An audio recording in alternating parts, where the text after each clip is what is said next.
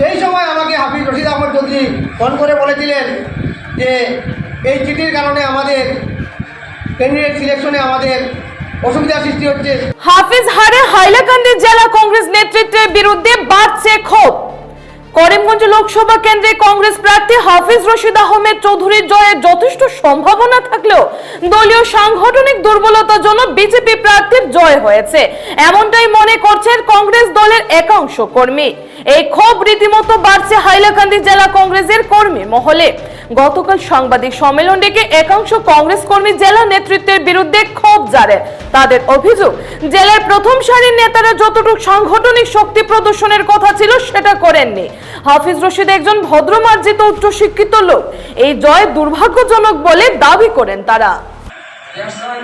আজকে দুঃখের সহিত বলতে হয়, আমাদের যে লোকসভা নির্বাচন গত এপ্রিল মাসের 26 তারিখ হয়েছিল, সেটা রেজাল্ট আপনারা দেখেছেন। গতকালকে রেজাল্ট হয়েছে।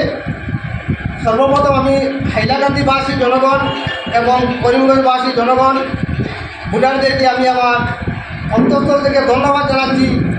আমি আমার জীবনে এরকম দেখিনি যে মানুষ এত আবেগিক হয়ে যাক, যে হিসাবে আমাদের কংগ্রেস প্রার্থী হাফিজ রশিদ আহমদ চৌধুরীকে ভোট দিয়েছেন। এরপরও আমাদের পরাজয় হয়েছে। আমরা জনগণের রায়কে মেনে নিচ্ছি, কারণ জনতা জনার্দন। তাই আমি কিন্তু এই 2 জেলার ভোটারগণকে আমি আমার অন্তঃস্থল থেকে ধন্যবাদ জানাচ্ছি, যেভাবে আমাদেরকে এত উজাড় করে ভোট দিয়েছেন, সেটা ধন্যবাদ জানানোর আমাদের কাছে কোনো ভাষাই নেই। কিন্তু এরপরেও আমাদের পরাজয় হয়েছে, কারণ কিন্তু একটা আমাদের সিস্টেমের অভাব। কারণ আপনারা যদি দেখেন, আমাদের জেলা কংগ্রেসের সভাপতি এবং জেলা কংগ্রেসের সাধারণ সম্পাদক রুকনুদ্দিন বড়ভূঁইয়া আরও 2-4 জনকে নিয়ে সম্পূর্ণ ইলেকশনটা পর্যালোচনা করা হয়েছে এবং ইলেকশনটা গাওয়া হয়েছে। কারণ যদি আপনারা দেখেন, যখন আমাদের এখান থেকে একটি জেলা সভাপতি জেলা কংগ্রেসের কারোর সঙ্গে আলোচনা না করে একটি চিঠি দিয়েছিলেন ক্যান্ডিডেট সিলেকশনের জন্য, সেই সময় আমাকে হাফিজ রশিদ আহমদ চৌধুরী ফোন করে বলেছিলেন যে এই চিঠির কারণে আমাদের ক্যান্ডিডেট সিলেকশনে আমাদের অসুবিধা সৃষ্টি হচ্ছে। তখন আমি জেলা কংগ্রেসের সভাপতিকে সঙ্গে সঙ্গে টেলিফোন করে আমি আমার দোকানে নিয়েছিলাম। সেখানে নিয়ে আমি তার সঙ্গে কিছু আমার তর্কাতর্কি হয়েছিল এবং ওনাকে বলেছিলাম যে আজকের ভিত্তিতে যদি এই চিঠি বাতিল না করা হয়, তাহলে কিন্তু জেলা কংগ্রেসে বহু অসুবিধা করে এই চিঠি বিপরীতে আরেকটি চিঠি দিয়েছিলেন। কিন্তু উনি আমাদের যে প্রার্থী ছিলেন হাফিজ রশিদ আহমদ চৌধুরী, যিনি টিকিট পেয়েছিলেন, উনি একজন সরল মনের মানুষ। উনি, আমি যা বুঝেছি কয়েকদিনে, উনি রাজনীতি পেশ বুঝেন না। কারণ হচ্ছে এই আমাদের যিনি প্রার্থী হাফিজ রশিদ আহমদ চৌধুরী, উনি যে আমাদেরকে ফোন করে যে চিঠিটি ক্যান্সেল করার জন্য আরেকটি চিঠি দেওয়ানো হয়েছিল, এটার বদলা নিতে আমাদের জেলা কংগ্রেস সভাপতি ওনার রক্তর সঙ্গে মিশে আজকে বদলা নিয়ে আমাদের ক্যান্ডিডেটকে হারানো হয়েছে।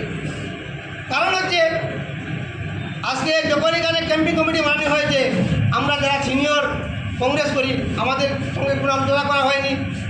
এবং যখন আমরা দাবি দিয়েছিলাম একটা স্টিয়ারিং কমিটি বানানোর জন্য, এখানে আছেন, আমরা একটা স্টিয়ারিং কমিটি যখন বানানো হয়েছে, সেই দিন এখানে আমরা একজন কনভেনার দেওয়া হয়েছিল, স্টিয়ারিং কমিটির চেয়ারম্যান আমার ইসা আলী সাহেবকে দেওয়া হয়েছিল। কিন্তু পরবর্তীতে এখান থেকে আমি উঠে যাওয়ার পরেই দেখা যায় আমাদের জেলা সভাপতি শামসুদ্দিন বড়লস্কর এবং রুকনুদ্দিন বড়ভূঁইয়া আরও 1-2 জনকে সঙ্গে নিয়ে এখানে কনভেনার চেঞ্জ করে আরেকজনকে কনভেনার দেওয়া হয়েছে। তখন থেকেই মানে পরিকল্পিতভাবে বিজেপির সঙ্গে মিশে কীরকম এই সিটকে হারানো হয়, কিন্তু আমাদের প্রার্থী সেই জিনিসটা বুঝতে পারেননি। উনি সরলমনের মানুষ, বুঝতে পারেননি। বিভিন্ন ক্ষেত্রে, যেমন আমাদের যেটা ক্যাম্পিং মিটিং হয়েছে, মিটিংয়ে বিভিন্ন জোন থেকে মিটিংয়ের দাবি দেওয়া হয়েছিল, কিন্তু ক্যাম্পিং কমিটির চেয়ারম্যানকে অন্ধকারে রেখে, স্টিয়ারিং কমিটির চেয়ারম্যানকে অন্ধকারে রেখে জেলা সভাপতি তার মন গড়াভাবে মিটিংগুলা সিলেকশন করেছেন। বাইরে আমি আমার যে জোনে ছিলাম জেলা পরিষদ মাটিজুরি, একটি মিটিংও ক্যান্ডিডেটের করা হয়নি। এই জন্য পরিকল্পিতভাবে আজকে আমাদের ক্যান্ডিডেটকে হারানো হয়েছে। আজকে মানুষে উজাড় করে ভোট দেওয়ার পরও আমাদের ক্যান্ডিডেট জিততে পারেনি। আরও বিভিন্ন কারণ আছে, যেমন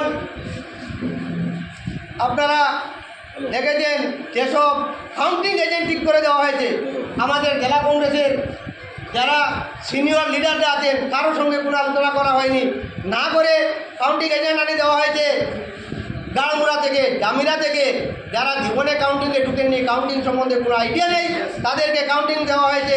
আমরা যা খবর নিয়ে পেয়েছি, কাউন্টিংয়ের 2-3 রাউন্ড থাকার সময়ও বহুত এজেন্ট বাইরে এসেছেন।